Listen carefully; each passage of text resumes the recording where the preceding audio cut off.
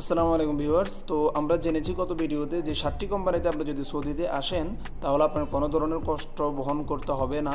এই 7টি কোম্পানি হচ্ছে হচ্ছে আরমকো কোম্পানি, আল জুম্মাইয়া কোম্পানি, আল বেলাদিন, সৌদি উজারা, আল নাদিক কোম্পানি, আল মারাই কোম্পানি, নেক্স কোম্পানি, সামসা কোম্পানি, পেডেক্স কোম্পানি, নুন.com এবং ডিএসএল এই ধরনের কোম্পানি।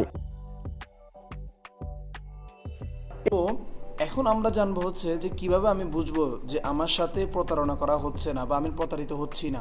এটা কিভাবে বুঝবো? আমাকে তো কোম্পানির নাম বলে অন্য কোনো কোম্পানিতেও পাঠাতে পারে।